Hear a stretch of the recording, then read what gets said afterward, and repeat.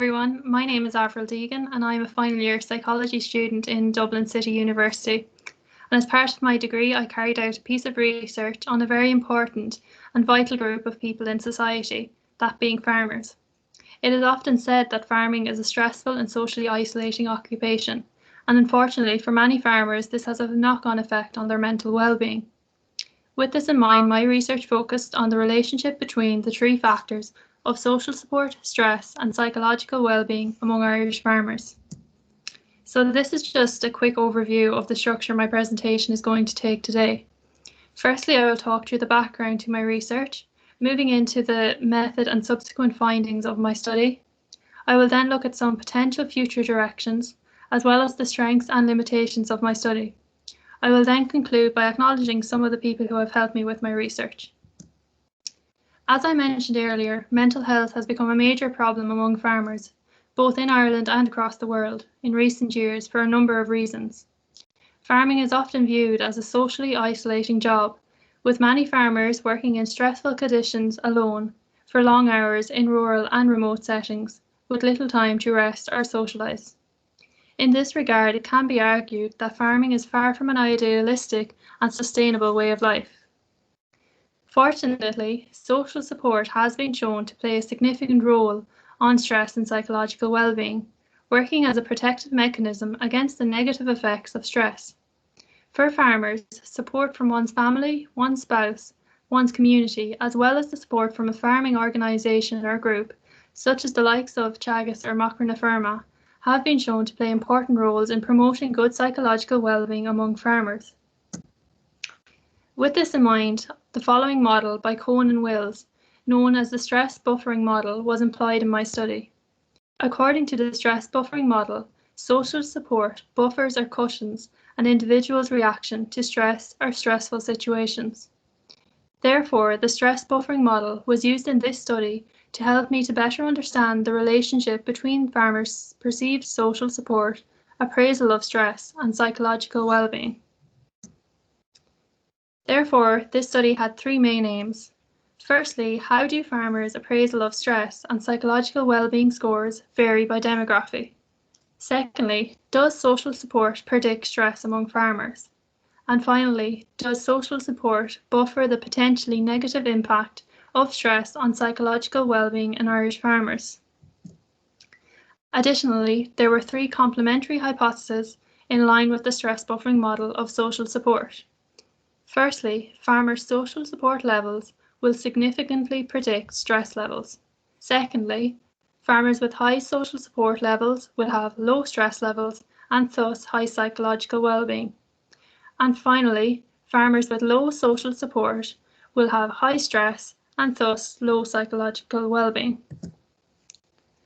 To test these hypotheses, participants in the study completed a self-administered online questionnaire, which began with a set of demographic questions on gender, age, relationship status, educational level, type of farm, type of farmer, and whether the farmer was a member of a farming organisation or not. These were then followed by three other measures: the multidimensional scale of perceived social support, the farm ranch stress inventory, and the 42-item psychological well-being scale.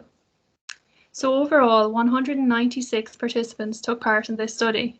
101 of these were full-time farmers, and 95 were part-time farmers. In terms of the findings of this study, it was found that in line with the stress buffering model, social support did buffer the relationship between stress and psychological well-being.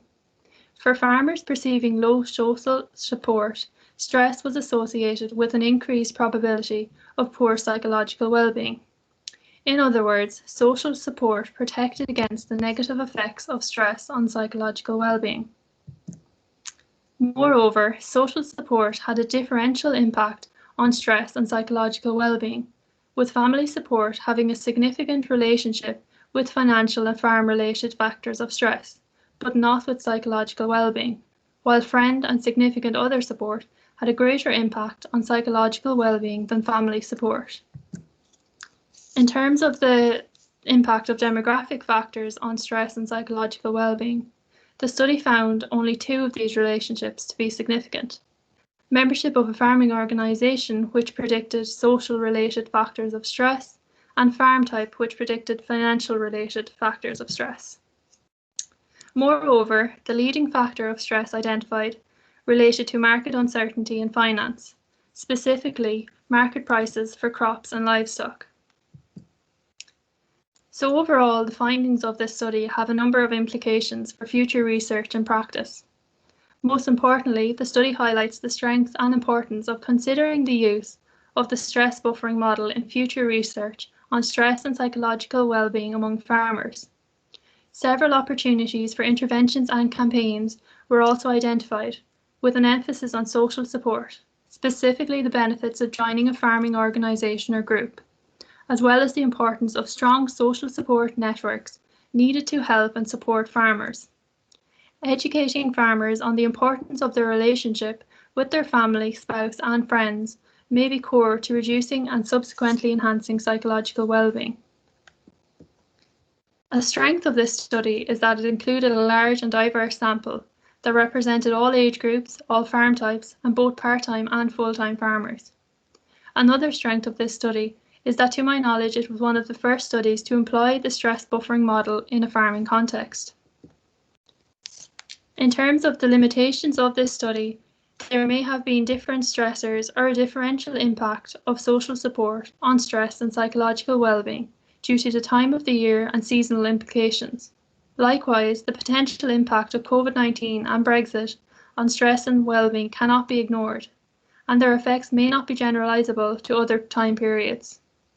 Nonetheless, the findings of this study, along with previous research, demonstrate the usefulness of the stress buffering model.